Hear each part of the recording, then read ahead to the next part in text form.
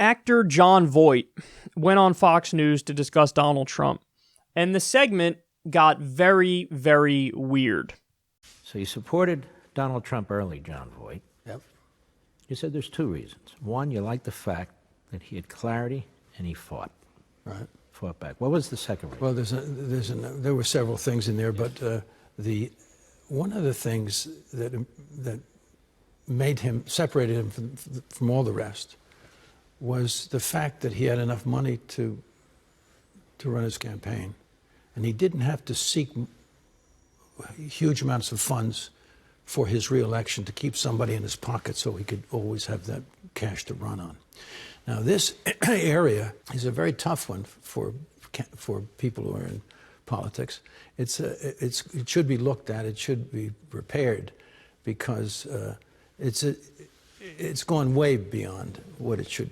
The amount of money that even local politicians have to raise is out of line. But you liked that he was self-funding. He was self-funding, and that meant that he wouldn't have anybody that he had to, that he had to appeal to in his decisions, which would have to be very strong and tough decisions. Somebody had to have a lot of courage. Well, he certainly seemed to have a lot of courage, and he didn't have that other thing. So all of these people I can see in the decisions. I know some of these people. Some of these politicians, good guys, who are beholding to, some of the people that they've connected to run their campaigns, and they're bending in their in support or non-support or this or that. The decisions are being swayed by this relationship. He didn't have it. What do you make of the virulence of the attacks against him? Is this the old left that you left in the media now? Well, it certainly is the left doing it. And the virulence is because he's effective. That's what the virulence comes from. He's actually doing what he said he would do. It's an amazing thing in itself, isn't it? But he's actually accomplishing, returning to our basic principles of government that were given to us by those guys on the wall there.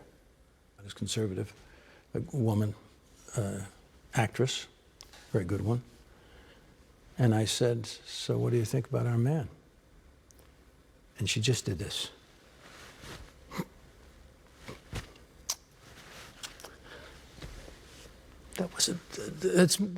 That's me crying. It was her, too. Why are you crying? Saying, because it's so, first of all, the gesture was so beautiful. She couldn't even speak. She was just saying, thank God. And I say, thank God. And one of the reasons why I can say thank God is because I know he's there, for us all. God. And that's one of the things that we've lost, is this compass of God. What did Karl Marx come up with? He eliminated God from the picture, so we can do it without this. What an uncomfortable interview that was. Okay, so the God thing is, come on, man. I don't get it. You don't get to say that, like, oh, I know he's up there. It's one thing to be religious. Okay, fine. Nothing wrong with that. It's another thing to add that level of certitude, which is just made up. You're just making it up because you don't know, because you're a human being. And then he goes on to make very overt theocratic arguments of, like, the founders believed in God and they wanted us all to do it too. It's like, whoa, no, actually, many of the founders were deists, and there's a reason why we have separation of church and state in our Constitution. But they totally overlook that, and they pretend like the founders were, like Pat Robertson today and Rush Limbaugh and shit. So the God stuff is just incredibly creepy, which leads to the next point of, I hear all the time from guys like Ben Shapiro that facts don't care about your feelings. And I also hear all the time that lefties are emotional, and they let their emotion cloud their better judgment. and they make decisions from their heart instead of their head. And what I saw there from Jon Voight is everything that the far right accuses the left of. He's crying talking about Trump. Hey, what do you think of our man?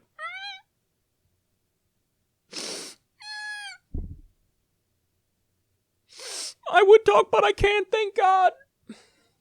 Thank God for... what exactly? Fill in the blank. Thank God. For what exactly? Thank God. Because I know he's there. I know he's there. Just picture it from a different religion and you'll see how goofy it is. You will see it. You will see it. It's like if you're watching Iranian TV or Saudi TV and somebody's screaming Allahu Akbar and they know that Allah is there. Everybody would look at it and go, ooh. No, you don't. But with Jon Voight, it's the same thing, just a different religion. So he doesn't know, and it's creepy to see him act so sure of himself. Now, furthermore, to the extent he actually brings up anything policy-wise, he says, well, here's why the left hates him. The left hates him because he's doing what he said he would do.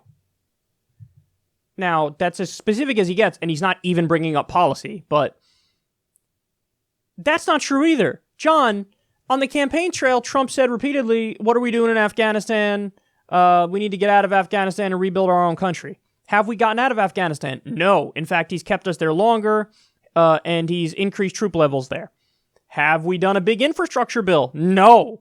He proposed a half-baked one a while ago, but it was all privatizing all of our infrastructure, which is a horrendous idea. So he hasn't done the infrastructure bill. He hasn't gotten our troops out of Afghanistan. In fact, he's kept them there. He said the same thing about Iraq, but he did the opposite again. And the list goes on all the issues. He said, remember when he said he got Republicans to put bringing back Glass-Steagall in the platform? You remember that? I remember that. I covered it. I gave him credit for it.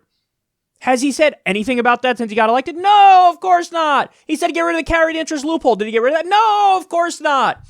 The idea that he did what he said he was going to do is utter nonsense. Maybe there are very specific areas where he did, but the overwhelming majority, he did not.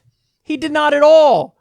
So he is a tool of the establishment, and the fact that people are being so irrational that they can't realize that he is doing the bidding of the establishment, Wall Street, billionaires, corporations, you name it, the fact that people don't realize that is mind-boggling. Guys, he's effectively eliminated the EPA. That's not hyperbole. First, he put Scott Pruitt in charge there. Scott Pruitt had sued the EPA over a dozen times. That's the guy he put as the head of the EPA. Now, Pruitt's gone. Who did he put in his place? A coal lobbyist. So he's just a... Come on, John. What are you saying and what are you doing? And then the final point is this.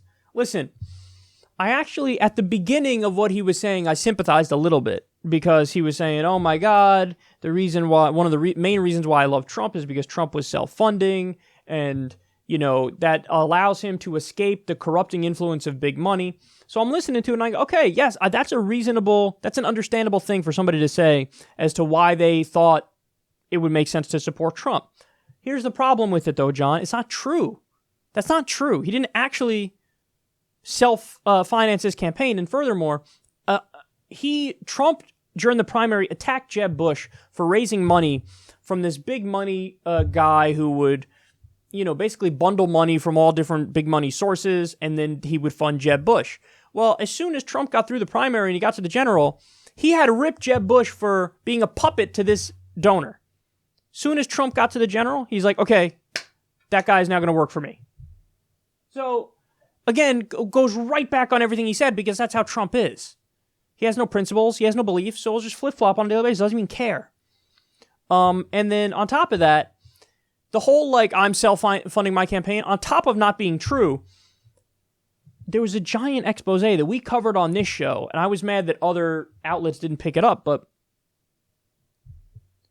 it was outed as a marketing scheme. So I actually know the details of what happened behind the scenes, the dynamic of it. Donald Trump was begging to meet with Mitt Romney's main campaign guy. And So he was begging this guy for a meeting because he has the reputation of being the best fundraiser and all that. So Trump was begging this guy for a meeting. The guy blew him off 2 or 3 times.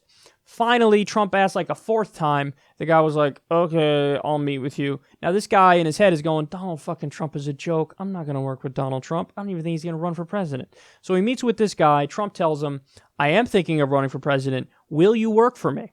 So in other words, this is Trump playing the game and going, I'm going to need to raise big money, so I'm going to need you working with me. Now, this guy thinks Donald Trump is a joke, despises him. So what does he say?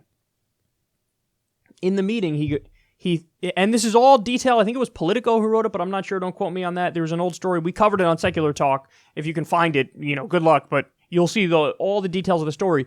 What happened was this guy who had worked with Mitt Romney, big money funder, organizer, all that, in order to get out of the meeting with Donald Trump, because he was so annoyed by Donald Trump and he didn't take him seriously and he thought he was a clown. He didn't want to work for him. In order to get out of that meeting, he goes, well, Don, I would want to work with you, but I think that maybe what you should do is maybe say that you're self-funding your campaign. And this way you'll have more appeal because people will think you're not corrupt. And Trump was like, I love that idea. So this guy was just trying to get out of a meeting with Trump. And then Trump actually took the advice, which turned out to be good advice, even though Mitt Romney's guy didn't really know that. He was just trying to get out of the meeting. And then it ended up working. So he's full of shit. He's full of shit is the point. And that was all a marketing scheme. And it worked.